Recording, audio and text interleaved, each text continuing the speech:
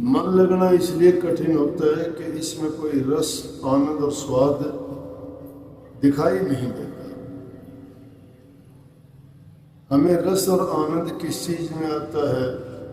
भौतिक पदार्थ जिनको हम खाते पीते हैं, जीभ से उसका स्वाद, ज्ञान इंद्रियों से जिनका, कर्म इंद्रियों से जिसका हमें अनुभव होता है, वो खट्टा है, मीठा है, भला है, अच्छा है, दर्द देने वाला है या खुशी देने वाला है, उसको तो जान सकते हैं। लेकिन जो चीज़ अनुभव करने वाली है उसके लिए तो आदमी को बहुत गहन मेहनत करनी पड़ती, तब जाके कहीं उसको समझ आती है कि सत्संग चीज क्या है।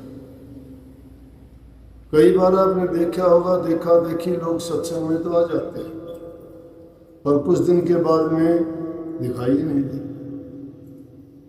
इसका मतलब सत्संग उनको लगा ही नहीं। सत्संग की लगन जिसको लग जाती है वो दूसरी चीजों को छोड़ सकता है, सत्संग को। मीराबाई का उदाहरण देखो आप,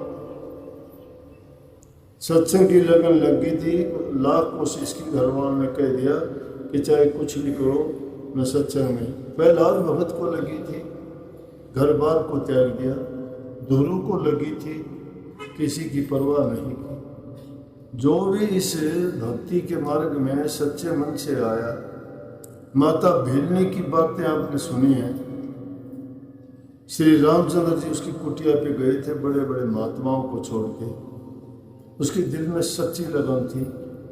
जिसके हृदय में सच्चाई है, जो मालिक को अपने हृदय में बिठा लेता है, वो स्वयं आके उसको कहता है। परमात्मा स्वयं आके उनको संभालता है, पूछता है। लेकिन उससे पहले लगन हमारी होनी चाहिए। जब तक हमारी लगन नहीं है तो क्या गुरु करेगा, क्या सत्संग करेगा, क्या नाम करेगा। तो इसलिए कहिए कि दर्शन करने से आदमी को शांति मिलती है।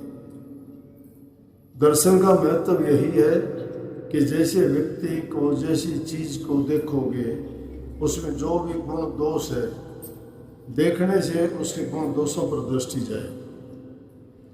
अब गुरु का गुण क्या है कि ज्ञान देना है, शांति देना है, जीवन सुधार का है, नाम भक्ति का प्रचार है।